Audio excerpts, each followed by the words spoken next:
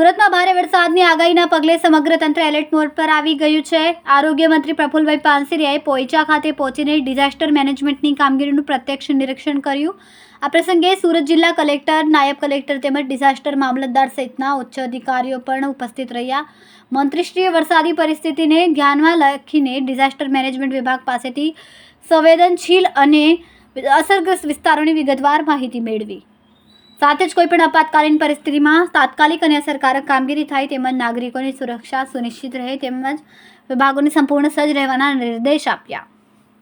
બધાને વિનંતી કરું છું, ગયા વખતે જે વરસાદ, કારણ કે વરસાદ જ એટલો બધો હોય કે જેથી કરીને એને લોકો સુધી એક કંટ્રોલ થાય કે એ પ્રશાસનને પણ કંટ્રોલ થયા પહેલા એ વ્યક્તિ સેફ જગ્યાએ પહોંચે તો ચોક્કસ પ્રકારે એક પણ જાનહાની નહીં. કોઈ પણ ટુ વ્હીલ ગાડી, ફોર વ્હીલ ગાડી નાળા અથવા તો ગ્રામ્ય લેવલે પાણીની અંદર મહેરબાની કરીને અમે હાથ જોડીએ છીએ કે નહીં નાખતા. કારણ કે અગાઉના બનાવથી મેં પોતે જાતે કાર બહાર કાઢવા માટે સ્થળ પર હતો. તો આપણું જીવન શ્રેષ્ઠ છે. ઉતાવળ કરીને ઘરે પહોંચવું, હવે જ્યાં છું ત્યાં સેફ જગ્યાએ રહેવું એ બહુ જરૂરી છે. જ્યાં જ્યાં પાણી આવે છે, જ્યાં જ્યાં પાણી આવ્યું હતું એ જગ્યાએથી શિફ્ટિંગ કરીને પહેલા માળ અથવા તો આપણી સેફ જગ્યાએ રહેવું છે. કોઈ ડરવાની જરૂર નથી, ગભરાટ નહીં.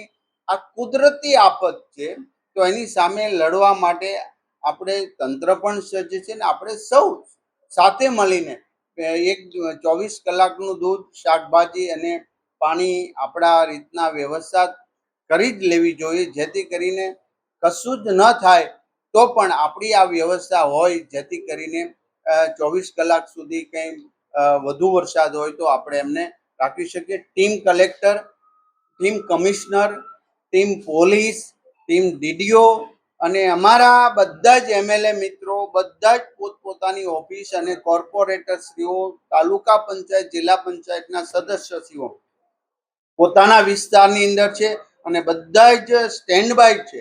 કામરેજ વિધાનસભાના વધુ પાણી આવવાના બનાવો, કારણ કે ત્યાં વરસાદ વધુ, એ પાણી સુરતની એન્ટ્રી છે તો ત્યાં પણ આપણે એક ટીમ ફાયર બ્રિગેડની અને એક બોટ ત્યાં પણ આપણે વ્યવસ્થા રાખવામાં આવી છે.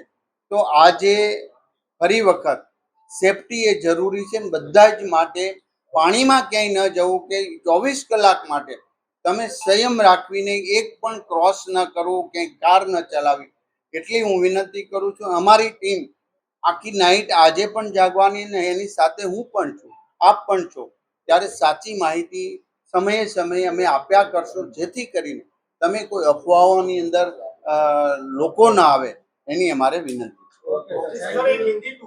કેમેરામેન હર્ષદ પાટીલ સાથે સુનિલ પાટીલ, સમય મીડિયા ન્યૂઝ, સુરત.